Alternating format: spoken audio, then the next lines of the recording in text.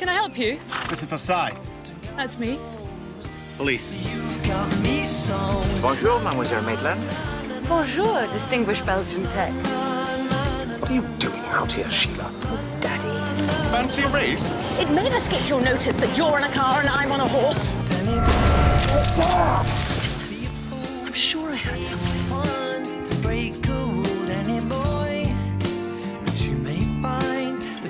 Is, of course, the writer and producer of Telstar.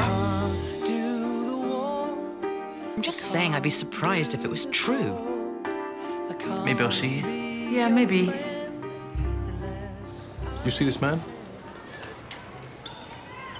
A couple of times. What about him? Bjorn Fredman.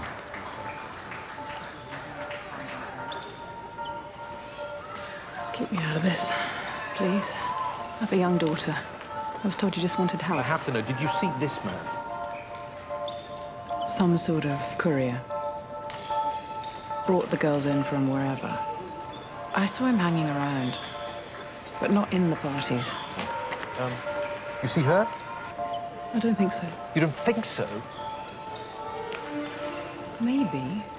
Well, there's so many different girls. A lot of them were foreign. I never asked questions. One more girl. Short, dark-skinned. She wore this round her neck. And, you know, she burnt herself to death in front of me because she was so bloody scared. And I think, do you know what she was so scared of? There was another man. He was evil. Evil. Would you recognize him again if you saw him? I will look after you, I promise. I don't know. Where have you been? I was out riding. Where did you go? Just down through the woods and back. Is everything okay? I mean, with all this police stuff.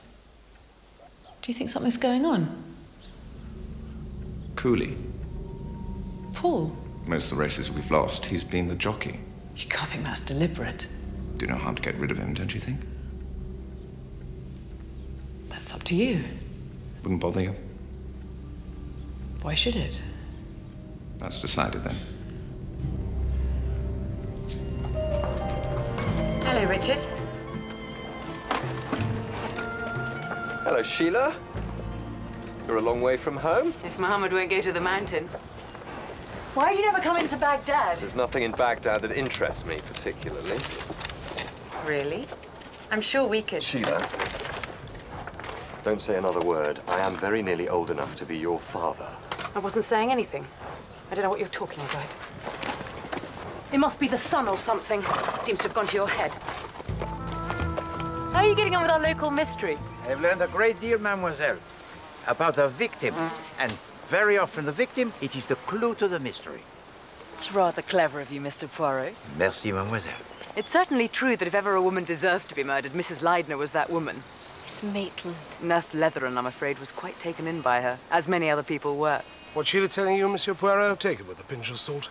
She and Louise Leidner didn't exactly hit it off. In fact, I wouldn't have much objected to putting her out of the way myself. Then for the time of death of Madame Leidner, mademoiselle, I hope you have a good alibi.